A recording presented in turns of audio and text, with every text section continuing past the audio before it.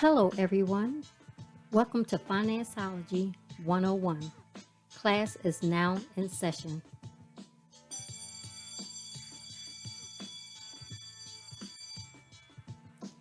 The information provided during this podcast is just that, information. You will need to do further research to address your specific situation. Enjoy the session. Hello, I'm Robin, and my husband is Elroy. Hello. Welcome to Gifted Generations LLC presents Financeology 101. The title of this session is Old Ways Won't Open New Doors, Paying Down Debt. And I'd like to welcome our resident financial coach, Tina Smith. Ms. Smith is the president of the Financial T Coaching and Consulting Firm and the author of It's Your Turn, Walk in Your Financial Purpose. Hello, Yes. Tina. Hello, everyone. I'm so excited about today's topic, as I am with all topics. I'm just super excited to be able to share some nuggets with your listeners about this time, kind of how to make your money stretch for you even the more in just a different way this time, considering, old habits and what we got to do to make sure that we're clear and free from debt and other things, and then also maybe add in a couple things about how our stimulus, should catapult us to a different position. But yeah, I'm sure we'll get into all that. Yes, we will. So let's tell the audience, as we always do, all about Yeah. yourself. All right, Tina Smith. If you haven't heard me before speak, I'm the president of the Financial T Coaching Consulting Firm. And yes, I am an author. I wrote the book called It's Your Turn, Walk in Your Financial Purpose. You can go right to our website, thefinancialt.org. That is TheFinancial, the letter T.org, where you can learn more about the Financial T's mission. You can learn more about my book and cop that. You can get your copies today. I'm a wife, a mom. I'm an Air Force retiree. Okay, that's enough about me right now. I want to get right into what we're talking about. She ready for us, y'all. She Yes. is ready. All right. So we know out there a lot of ways to pay down debt. Yep. There's all sorts of ways. So tell me where somebody can start. I mean, how do they even get this going? First of all, I think it's important to listen to the podcast that we've done together in the past, where we've talked about the importance of budgeting, the importance of saving. There's a lot of really, really, really good nuggets in those podcasts to set the foundation for what we're going to talk about tonight. But it is very important to learn your budget, as in learning what your income dollars are, what your outgoing dollars are. But then it's also important to establish a savings plan, because what I find with most people before their clients, while they're clients, that people spend so much time and so much money trying to reduce their debt, they negate their savings. And as they negate their savings and pay down their debt and emergencies come, they're revving up that same debt they've been desperately trying to pay down because they failed to save. So that is step number 2, in my opinion. But again, the podcasts that we've done together before really lay out the foundation and the hows and the whys behind, budgeting and then also saving. So that's really where to start. And then there's some different types of debt reduction things that you can do. And as we go into tonight, I'll talk about some ideas that I've shared, with my clients because they worked for me and what we've done in our home. And so I'll get into different kinds of debt reductions as the show goes on, if that's okay.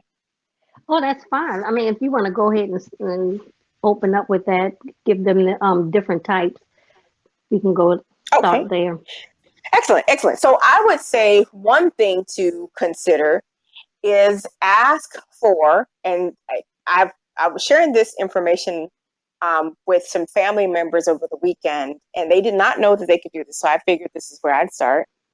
ask for an interest rate reduction. There are some cases, especially with credit cards, there are some cases to where you might have gotten a credit card years ago.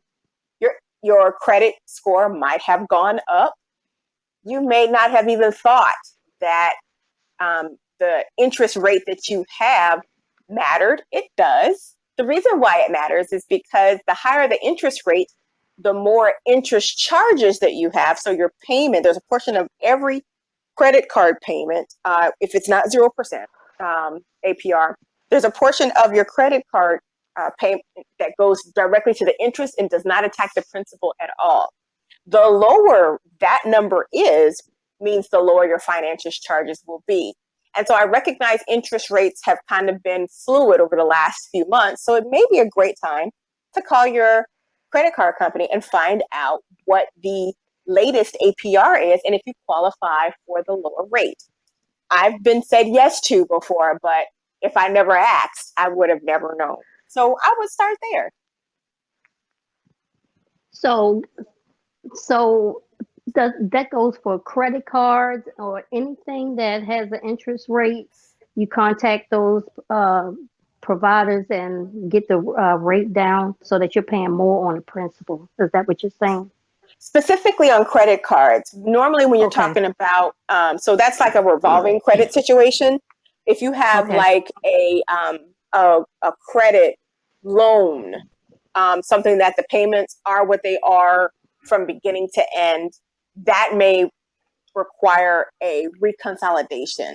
But from a credit card standpoint, absolutely, you can call your credit card company, find out if you qualify for the lower interest rate that they may have. And if they say yes, I mean, you're starting to cook with gas.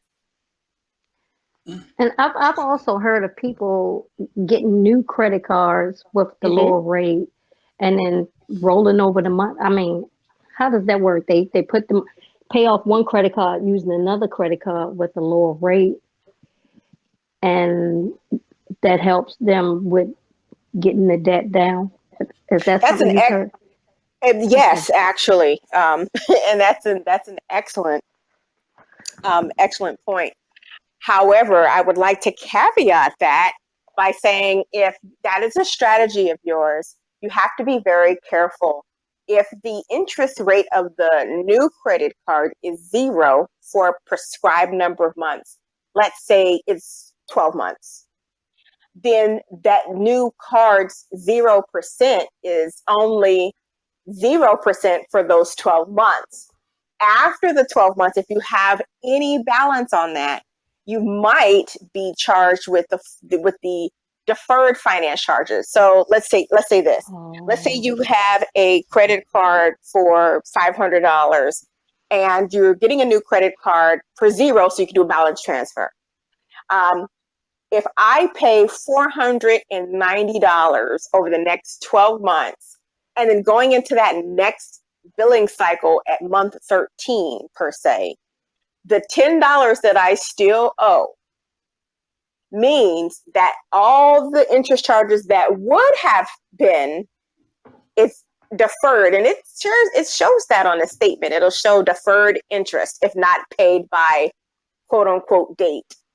And so when you see that number, that is the deferred interest charges that will go onto your account if your account balance is Mm. not zero by then. So the trick that I use and that I have been using for years and years is if we do that, then instead of paying it off in 12 months, our plan is to pay it off in 10. That way there is a complete cycle of a zero balance because I want zero buffoonery when that new cycle comes up and they're like, oh, you Oh. owe 1 cent. Absolutely not. I caught all of that before. So I pay it off in 10 months. If there's interest charges or whatever that may occur, or I forgot that there was my Netflix or something charge that goes on there, I can catch it immediately during that last, fluff month. And then on that 12th month, for sure, it's a zero balance. And so all those deferred interest charges, I have hereby escaped, and I played the game versus the game playing me. Yeah, and also I found and something that's even greater than that. What I have seen people do, they do just that. They get another card, get a 0% interest, pay it off, that does not mean that bank is going to say they're going to close that card for you. They leave that up to you to close that card or not to touch it. I've seen people transfer a card over, and now they got one card that has zero and one that has a lower interest and they're paying for it. But that card that has zero, they tend to start using that card again. So there got to be some kind of discipline in the fact that if you have that second card and you transfer it over, know that you got to make sure that that card is put away, cut up, something that you don't get back in the Yes. same rut. Now you have two payments. Right. So what I've done in the past also, when I've used that strategy, the moment that I get the new card of 0%, the only reason why I got it is so that I could pay it off faster and with less finance charges, if that makes sense. So as soon as I get that card, it's cut up. I have zero interest in you. You just have to be extremely careful that as you do these strategies, you don't fall back into the old habits in which the show is about tonight. You don't fall back into the old habits. The whole point is to start anew, is to make sure that as you press forward, that you press forward in a better way and not return to the old habits that got us into this trouble in the first place. Wow. And you know we'll do it. We got a new card. We're going to use it again. Yeah, we just have to be careful. We have a listener, Miss Marcia, is asking, what about home equity loans? Oh, wonderful. Hi, Marcia. What about them? So- How can I help? She's typing a question. Says what about? I guess Okay, this is great. What about them? I guess. I guess getting them paid off, or how does Are that they work? good, bad? What's your take on them? How you feel about getting them? Okay. So here's some highlights. And while she may be clarifying the question, maybe some of these highlights may help answer before I'm understanding the complete question. So I just want to give her some time and just provide some nuggets in the meantime. Can you yes, get please. a lower interest rate? Oh, that's a great question. Number one, because it's the kind of installment loan, you might not necessarily get a lower interest rate with who you're doing it with. However, there might be a refinance opportunity with another organization. So I will share my, I believe in 2016, I got a home equity loan. And it was 2017, if I'm not mistaken, to where I started to search on, how I can get that interest lower, but then also how I can get my payments lower. Because if you get a home equity loan, depending upon how much you get, the payments could be a little steep and then the interest rate could be a little high. So I found that doing a home equity line of credit actually had a lower interest rate and the minimum payments were lower. But I say that, but then also want to provide a red flag here, because the minimum payment may, and when I say may, I mean may, just cover the interest. So what you may find is if you're not careful, the minimum payments may seem sexy, but you may be paying it for 2 years. You're like, wait, why is my principal the exact same it was 2 years ago and I've been making my minimum payments? So that's just something to, just be aware of. And there is an opportunity for you to do that, yes. So just search around and figure out, what payment plans work best for you, but always make sure that you understand that the new payment might not cover, or it might barely rather cover just the interest or charges. So just be aware of that, and that way you can plan going forward. Wow. That's a lot to learn about this. Yeah. Maybe we need part 2 another time. Yeah. Yeah.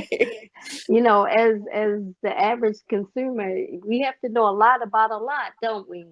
We do. And the unfortunate thing is we don't know what we don't know. And the second unfortunate thing is a lot of times we find out by making horrible mistakes. And if we're not careful, we can go down a very slippery slope with hot baby oil continuing to go down, that 85-degree angle slide. So you just have to be super careful. You just imagine yourself going, phew, so you just have to be super careful not to. So you just have to, remember back in the old days when the kids would actually go outside and play on those slides that I felt like was aluminum foil right out the oven. The suckers were so hot, right? And so, and remember, sometimes you would stop with your sneakers, you would stop sliding down. That's the imagery I see by making sure that you're super careful by, using your sneakers to come to a complete halt to make sure that you're not going down that slippery slope. Because it's really easy if you don't really, pause, do your due diligence and then go forward. But unfortunately, I see that a lot of people disregard the due diligence and just go forward and then go say, oops. So I'm here to prevent all the oops as much as possible. So, what else can they look at other than interest rates to help them start paying down that? What other tricks or tips you have for paying down debt? Sure. So what I would recommend, and just a shameless plug, a lot of this information is also in my book, It's Your Turn, Walking Your Financial Purpose. Again, you can go right onto my website, thefinancialt.org. That is THEFINANCIAL, the letter T.org. And my book talks about a couple of these things too. It talks about when to consolidate, when not to consolidate.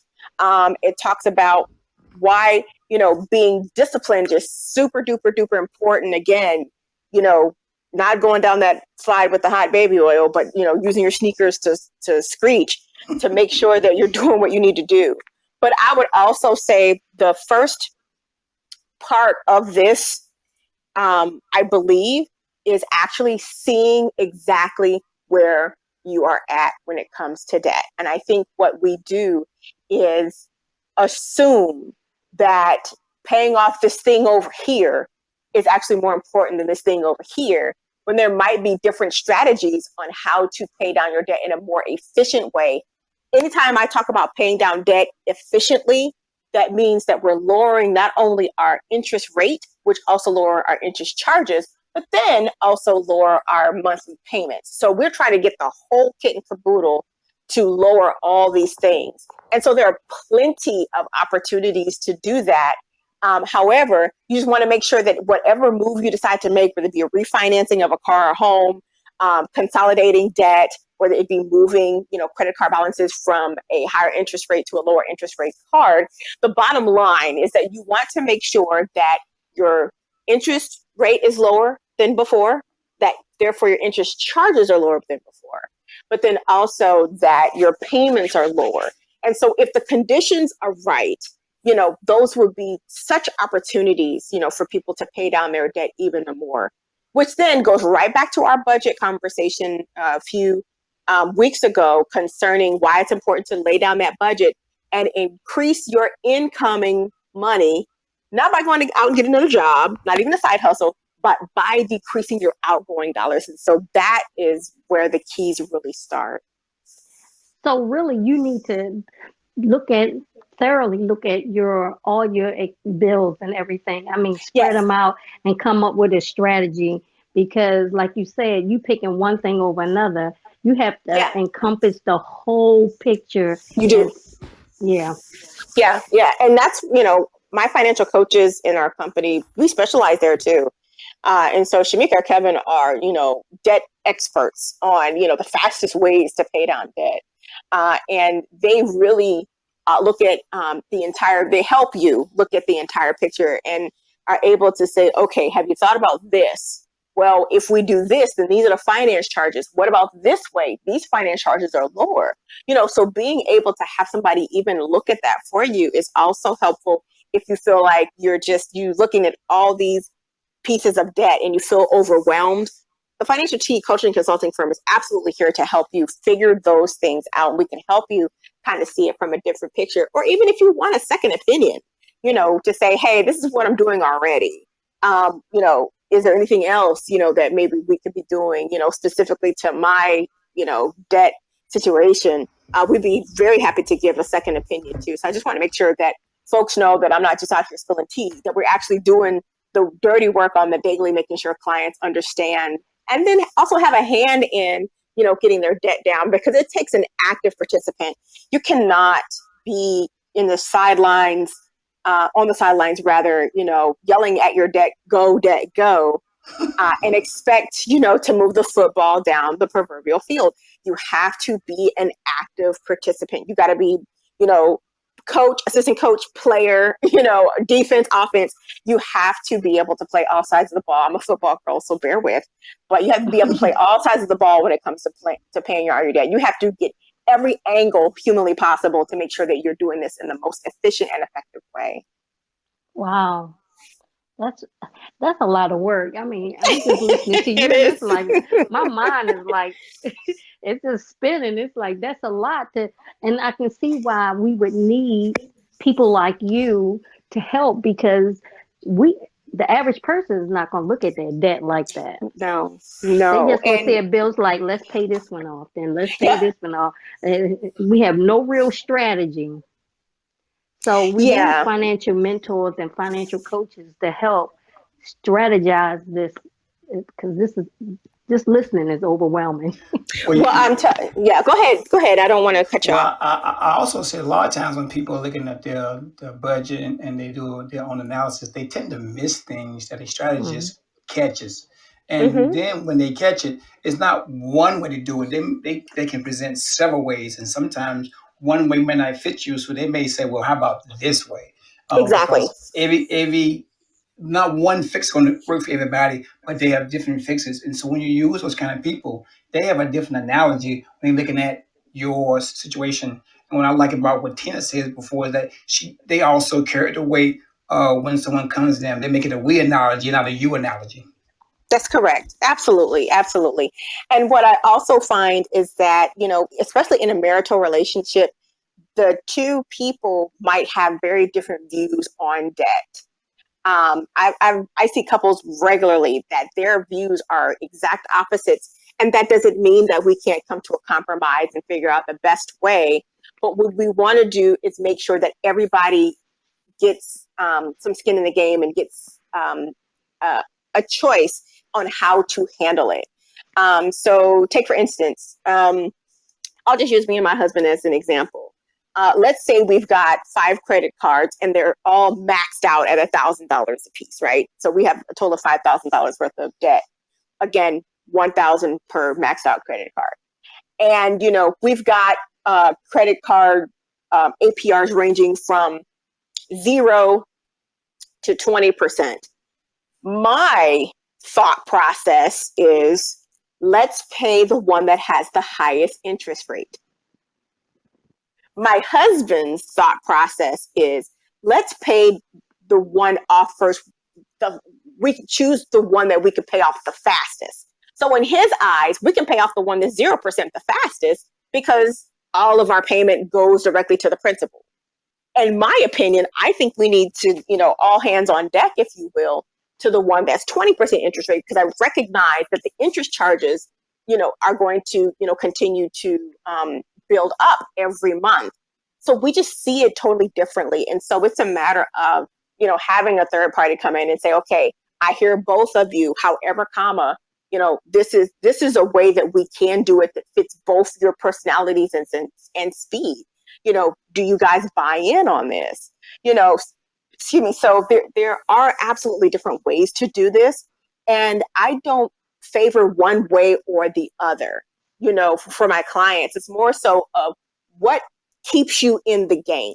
Because if I press the way that I like to do it, and then tell you you're not the smartest person in the room and you don't do it the way that I think you should, then the minute that, you don't see the results that you want, you're out. You're like, I'm giving up on this stuff. And then we're right back to the old stuff that we were doing previously. So it matters, who's helping you look at your stuff. And it also matters the way that you look at your own, debt, about, how do you feel, about doing this way or doing this that way? Because if you're discouraged quickly, I mean, you would really check out quite quickly. And we don't want to do that. We want to continue that motivation, but in a way to where the client, can accept, and manage expectations. So Right. it really does matter. Yeah, because you want them to succeed, so you Yes, want to make sure you choose the strategy that will put you on that path to success. you So, absolutely do. And I don't want any of the clients that we have to give up on their dream of being debt free. Rome was not built in a day, and you didn't build, your $5,000. I'm using that analogy that I used a little bit ago. You didn't, run up a $5,000 credit card or five credit cards, in a day either. So it's going to take time to get that back down. But, like my book says, if you quit, you lose. Mm. yeah, and we don't want you to lose. No. Marcia has a question. Okay, great. She has, or she's asking a prepaid credit card. They open up a prepaid credit card to establish Hmm. credit. Hmm. Hmm. Should you Hmm. should she close the card once she received the permanent card? That's a great question. Most financial professionals would say absolutely not. And I'm one of those professionals that agree. Um, my Here's what I've seen and what I found. What I found is that when individuals have those credit building, credit cards, they close it because they think they've arrived. What ends up happening is that that decreases your credit score, or it stalls your credit score in a way to where you really can't get over that hump that you've been looking to get over for so long, thinking that paying this one credit card off and closing it, you're thinking, hooray, I've made it. And the creditors are like, oh, you closed it because you can't keep control of yourself. If you keep it open, that means Mm, that you're going to rev it up again. So not closing it actually keeps that line of credit open. Let's say it's $500. It keeps that line of credit open, but it also shows that because the balance is zero and continues at zero, and you may, throw $10, $20 on it and pay it off or whatever, just kind of to keep it active, and that's fine. But the key is that you're showing discipline, that you can have a line of credit open without revving it back up. And so keeping it open actually is a benefit for you. So I would absolutely not close it now. I recognize and have been victim of this to where I've had a store card, let's say, and I hadn't used it in 2 years. They close it. That doesn't bother me. It doesn't bother my credit score. But the minute I close it, it shows creditors, mm. oh, if you keep it Oh. open, you lack control. And that might be the furthest from the truth. You might have just been like, well, I don't need this credit card. I'm just gonna go ahead and close it and, just get out of my hair. Unfortunately, creditors don't see it the same way. So please, I would say keep it open, and just, cut it up or whatever. Don't use it if you feel like, it's necessary, it's not necessary to use it, but keep it open. In that way, creditors can look at you more favorably. Because again, and I may have said this before, and excuse me if I have, and just said again, so I'll just back up. 65% or so of your credit score depends upon you paying on time all the time for a long period of time. That is majority of your credit score. And so with that being said, the longer that you keep this line of credit open, the better for you. Especially, if you continue to make payments and it shows green on your credit report versus this, big red X, if you will, on the minute that you're 30 days late. Wow. I tell you what, my head is spinning. I'm so sorry. Not mine. And Not No. mine. Keep it coming. My head is on tight. Let's keep it coming. I love it. It's like I'm trying to I'm write good. notes like, okay, gotta do this and then I gotta do that. I'm good. and No, you, I'm absorbing all this. I'm absorbing all I'm this. I'm a and sponge. I try to keep it real simple, just to make yeah, sure that yeah. the information is absorbed very easily. And one of a listener could say, okay, I'm going to take that info and then I'm going to use that, going forward. So if I can keep my nuggets, small and digestible, that's what we want to do. So Robert, I'm sorry, I'm not Oh trying to no, give no, you no. a No, no, T-bone no. tonight. Okay.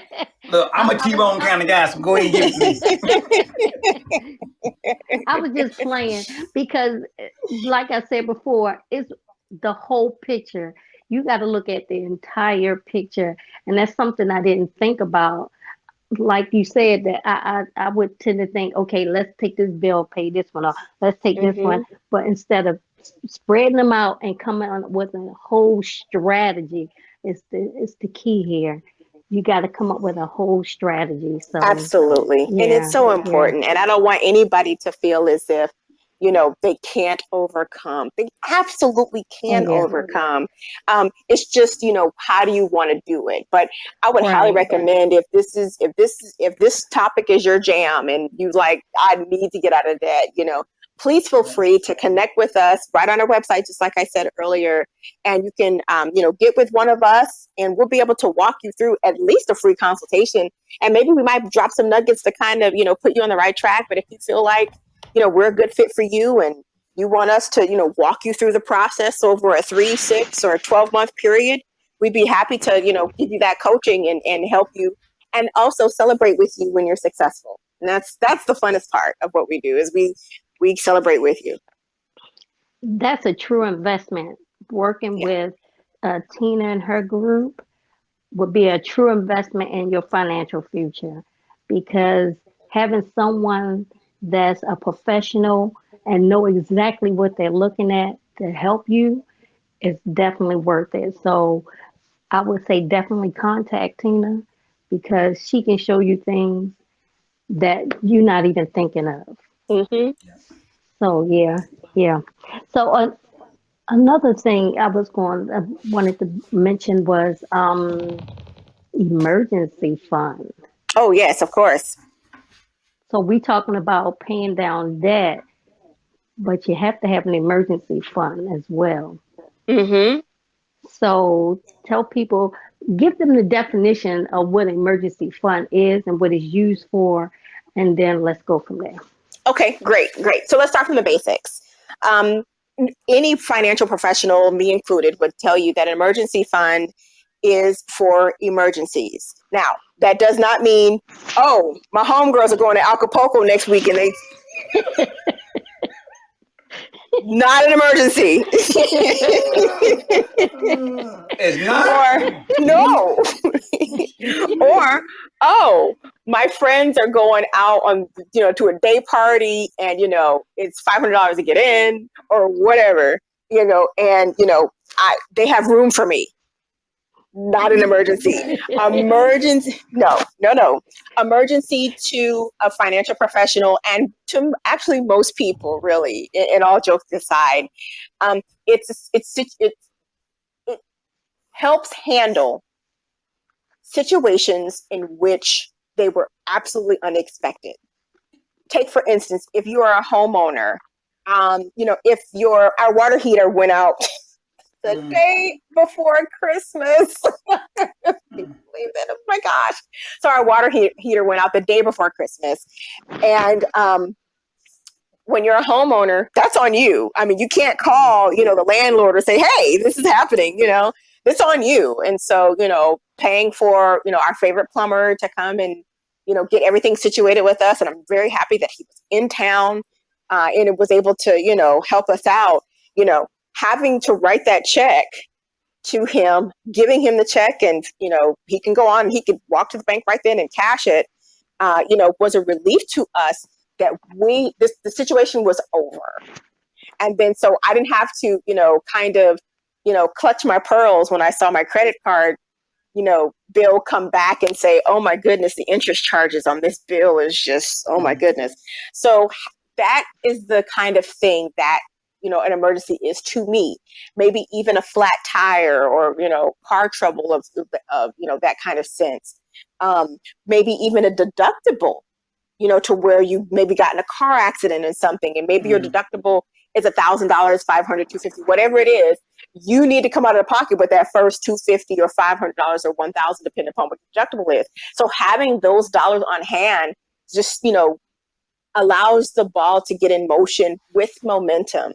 And so majority of us financial professionals will tell you 3 to 6 months worth of expenses, maybe your rent or mortgage, your utility bills, things of that nature.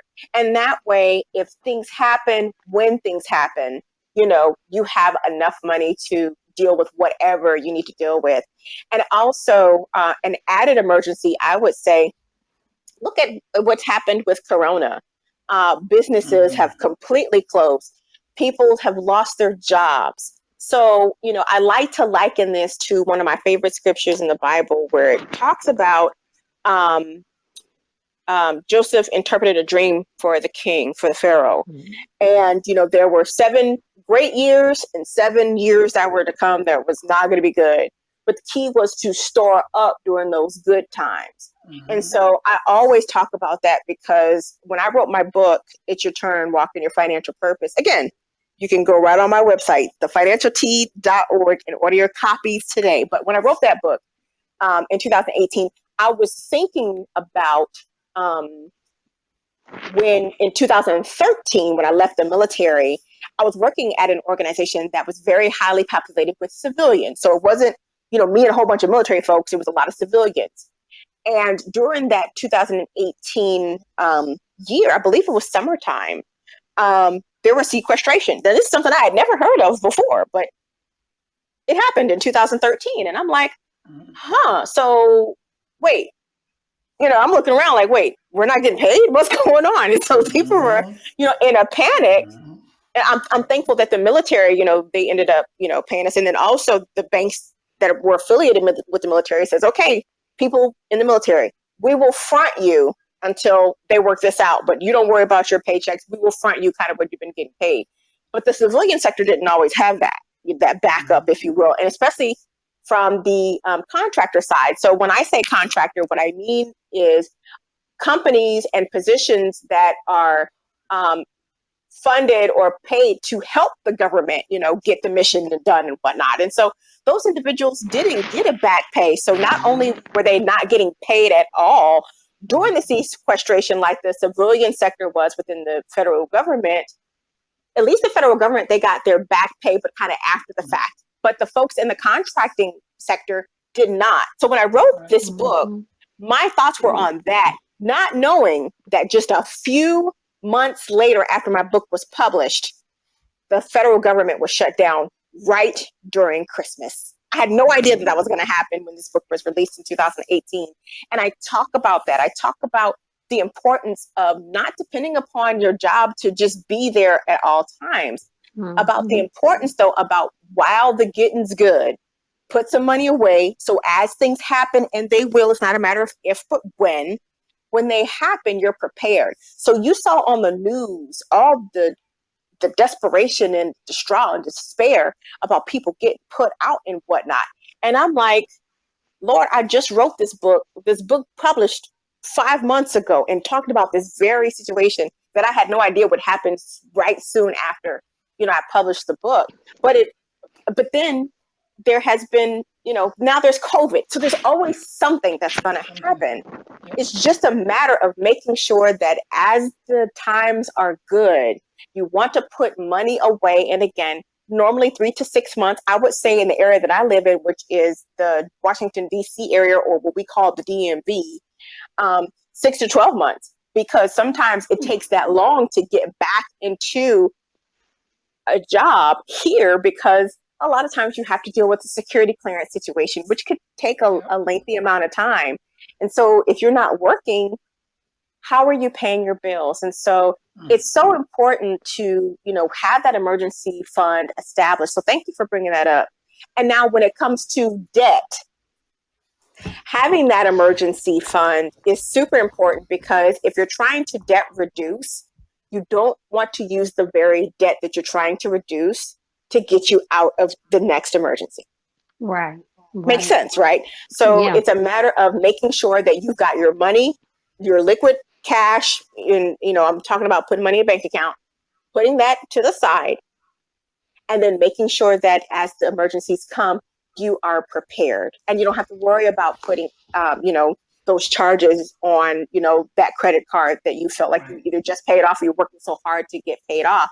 And then you quit because now you're not motivated anymore. Your speed bump came and you're like, I'm out, because I cannot, quote unquote, ever get out of this situation. And it could feel like insurmountable. So highly encourage having an emergency savings, and get that started, first, like I alluded to earlier, to make sure that as you debt reduce, you're going to be successful, and we want you to be successful. Elroy and I read an article back when the government shut down in 2018, where Mm-hmm. a lot of federal employees use their retirement money to, so they tap into their retirement Mm-hmm. First 2 weeks. money to sustain themselves. And it's like, and I mean, it was billions of dollars Mm-hmm. that they tapped Yes. into, so they didn't even have the money to make it through the time frame of the shutdown. They all, billions of dollars had to be taken out It for was actually federal 140. employees. It was actually 143 million dollars that was used within the first 2 weeks of the shutdown. So basically, we got, let's say they got paid on a Friday, and before the next paycheck was even missed, they had already taken out 143 million dollars. Mhm. So it was just letting you know there was no preparation beyond 2 weeks, because otherwise you just say, well, Wow. let me wait 30 more days before I do No, anything. and It was I'll like put it. immediately. I will pinpoint that even further for you. Come on. And I'm pausing on purpose. I'm gonna give you 5 more seconds. Now, everybody, listen up. Everybody in this situation that you're speaking of was literally one paycheck away. Literally. Because think about it. You get paid every 2 weeks. You get paid, I mean, Yeah. especially from a federal government standpoint, you get paid literally every other Friday. One paycheck away from losing it all. One. And I don't want anybody under the sound of my voice to have that kind of anxiety over their head. You know, I want everybody under the sound of my voice to think about if that next paycheck was skipped. Somehow the Treasury, forgot to pay you, how does that look for your finances going forward? How would you make it over the next 2 weeks without that next check? And if you feel kind of an anxiety that's like, oh my goodness, how would I do it? I want you to do everything that you can over the next 2 weeks to figure out what can you put to the side to make sure that that's not you. Right. Right. Yeah. Yeah. Yep. I try to And run and our then house like a business. I yeah. try to make sure, we do our household income, just like a business, operational costs, have something in the storage. So when something goes wrong, Mm-hmm. it's already there for you. So even though it's your household finances, if you run it like a business, how business is going to project, issues and problems. You won't have those shortcomings. But if you run just like, Joe Blow, you're gonna always be have those shortcomings and run into those issues. So for me, the way I do our income, our finances and stuff, I run like a business to make sure everything Mm-hmm. is paid for in advance. We have money when something happens. We're planning down the road for emergencies. If we're gonna go on a trip in a year, we already putting money away for that. I'm trying to Mm-hmm. project as far out as I can. So I may not hit that goal of paying that whole trip off, but I'm gonna be Right. 99.9% there. Hey, but you you can put know, something on it. You can put something right. on it. And I'm cool with Exactly. that. Exactly. Mm-hmm. Exactly. Absolutely. Absolutely. Good Okay, stuff. so here's our point where we give my little takeaways. Yes. I enjoy your Okay. takeaways, Robin. Go ahead with it. Learn your budget, have a savings plan, look at the big picture of your finances, get help with the strategy, contact Tina and her team, We're here. um, interest rate, try to reduce the interest rate on credit cards and loans and like that. That'll help you save, and definitely have an emergency fund. Yes. Your Mm-hmm. credit card is not your emergency fund. And neither is overdraft protection. Mm, It's not, I'm sorry, it's not, it is not a savings. It isn't. The unfortunate thing is it happens a whole lot to regular people. And if that's you, I just encourage you to really take a strong look at your finances and consider things that you're spending money on frivolously to keep you in that hole. So you're going to have to, really consider some hard choices to get you out of that hole.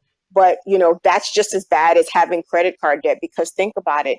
Every time your paycheck hits, you're already starting less than what you earned. So if you earn $2,000 for those 2 weeks, when it hits your account, take away that overdraft immediately. But you worked hard for that $2,000. And I want you to be able to use it in an effective way. So coming in out the gate in the negative does not help you. And it keeps you in a vicious, horrible cycle. And so, make some hard choices, but you can do it. So you need to stay focused, be Yes. determined, and stay on that path because it's one step at a time, one step at a time. Yep. And But again, you have, if you quit, you lose. That's a promise. oh, definitely. You got to want it bad enough to stay in the fight. It, Yep. and you'll be happy in the end when you've done well and you have your emergency fund and you paying bills down. It's a good feeling. It's hard to get there, but once you get there, it's a good feeling. Yes. I But you have promise to you it want it. is. Yeah. Yes. Yeah. And, from me and my family, I'm thankful that we're in a place to where, we are debt free. House will be included in that in a few weeks here, but I'm really excited about, being totally and completely free. And I'll think So, about you and your situation, whoever you are on the sound of my voice.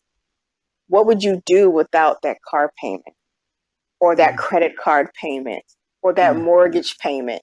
What would mm, you do with that kind of money? How could you use that towards your purpose, towards opening your own business, toward leaving wealth to your children, toward adding more to, your 401k plan or other, mm, mm. long-term savings? Ooh, What could that really do for you and your future? What about retirement with no financial worry, period? mm, That's the why, behind what I do, not only in my personal life and why I strive so hard and why me and my husband both work together to do that, but then why I teach others. Because there's so much freedom in that. So, Robin, before you ask me, I'm going to go ahead and jump into the stimulus thing. Listen, listen to me. This stimulus, and I'm being real when I say this, and I'm not trying to be funny. I'm not trying to be political one way or another, but the stimulus is given to us so that we can recycle that back into the economy. I understand that. However, if there is a way for you not to recycle that back into the economy, like put that towards bills or anything like that, if it's possible, allow that stimulus check to start being the foundation for your emergency savings. I Consider agree. that. That's Hmm. one of the places I always, always, always consider tax returns. And now I can include stimulus checks. Always look at that first. Look at that. Look at those extra dollars as money that you could put in your savings to say, now I've got some breathing room. Now, maybe, depending upon how much your stimulus gets, or stimulus is rather, that could be 3 months worth of expenses. And Hmm. just as an FYI, in case you don't know, the stimulus is going to be $1,400 for a household in which, if you're single, earned $70,000 or less. And then if you're married, earned $150,000 or less. And then if you're head of household, as in you are a single parent with children, believe it's $112,500 or less that you earned. Now, if you made more than that, there's a limit of how much you can make.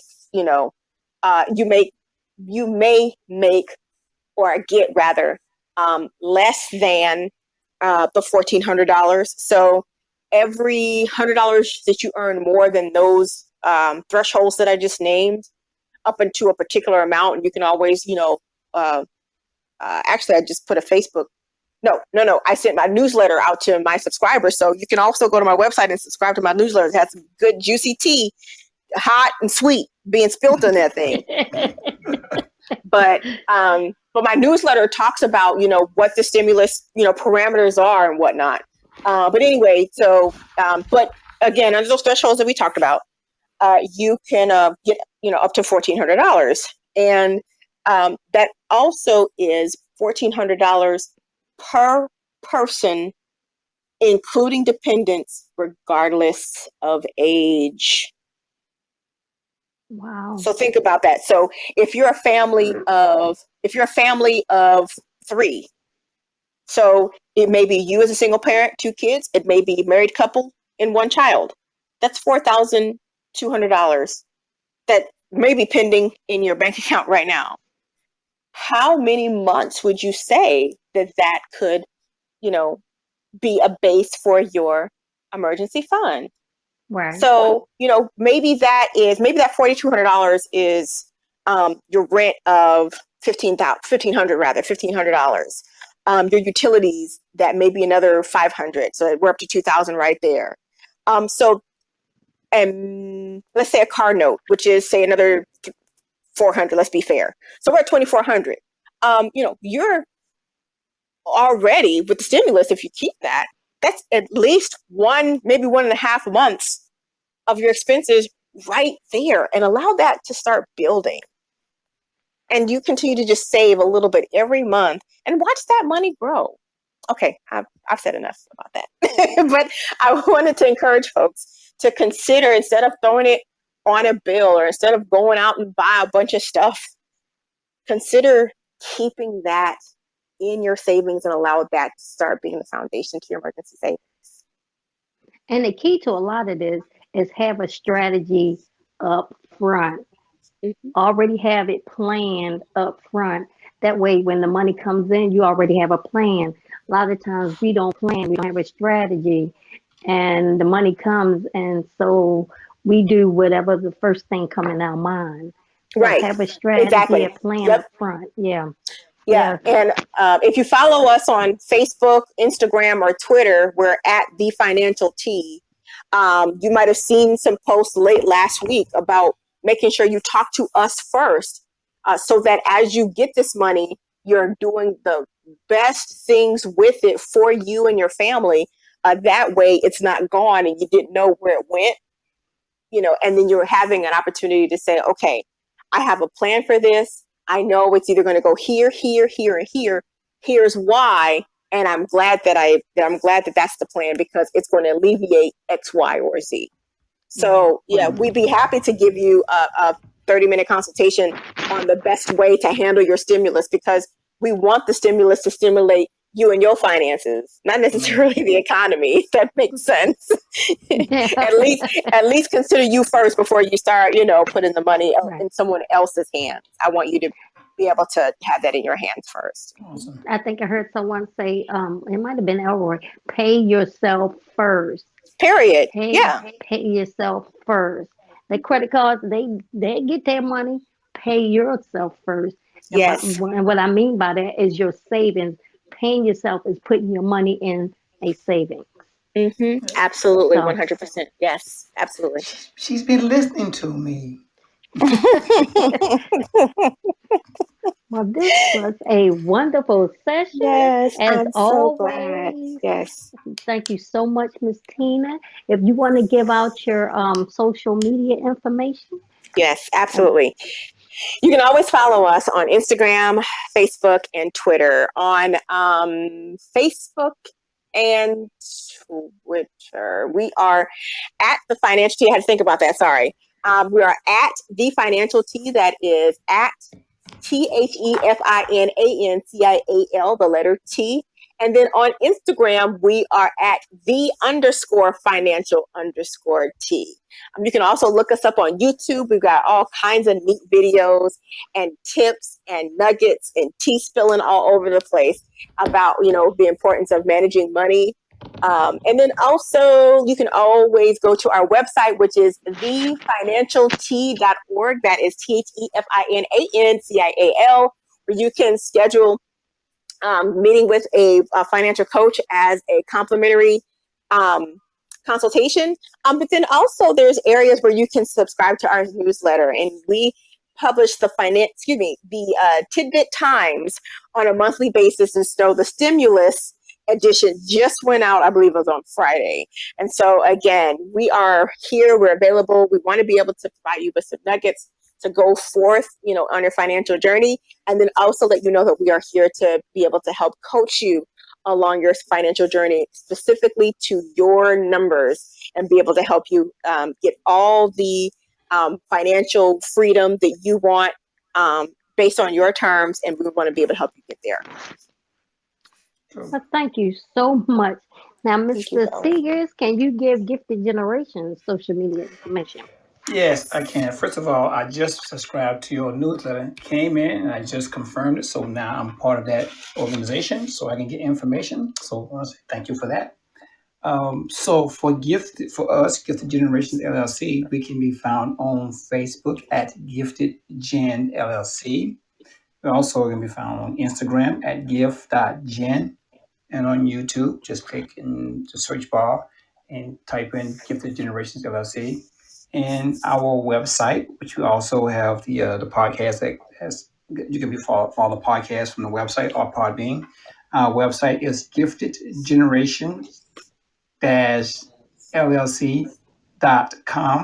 And as Robin and I always say, we say, what, Robin? Don't forget the Don't forget the dash. dash. Hey, I have a quick question, and in case the listeners want to share our discussion, when do you expect for this particular episode to go out to the masses, and then the folks that listened in tonight who thought this was great information be able to share it with their social media? This will be posted Wednesday morning around 6:30. Excellent, excellent. So listeners, make sure you guys peep the social media to see when this drops, because if folks weren't here tonight, like I think Share it's it. what is it, the Washington Post? If you don't get it, you don't get it.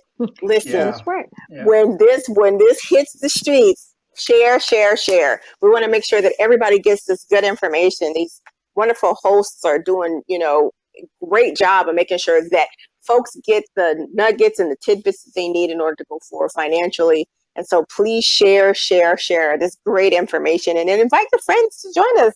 At least I'll be here in 2 weeks, but I mean, these folks are on every week. So I mean, yeah, invite your friends. Let's just have a financial conversation. Let's have the conversation. I love that. I Yeah, love that. I love that. yeah. And Tina's right. That's something I think I tend to forget is to tell you guys that every Wednesday, 6:30 in the morning, there's a new podcast posted from Gifted Generations, Financiology 101. So every Wednesday at 6:30 a.m. All Yes, right. I have an awesome media team. I mean, she does a great job on editing these things. That's my lovely wife, Robin. She Well, has thank you. Well, thank you. multiple jobs. Thank you. Many hats. I know Tina knows that. She wear many Yes, hats. We have to wear many hats. So it is thank what you it again. is. That's right. You got to make it happen, right? Thank you, Tina, so much. I truly Absolutely. appreciate you. I look forward to talking to you every other week because Yes, I'll be you right here. definitely keep us informed, and I'm so thankful for that. Yes, ma'am. Thank All you Thank so right. you. much for having us. Oh, you're welcome. Good night, everybody. Good All right. night. Thank y'all for joining. All right. Good night, Thank you. everyone. Bye bye. Bye bye.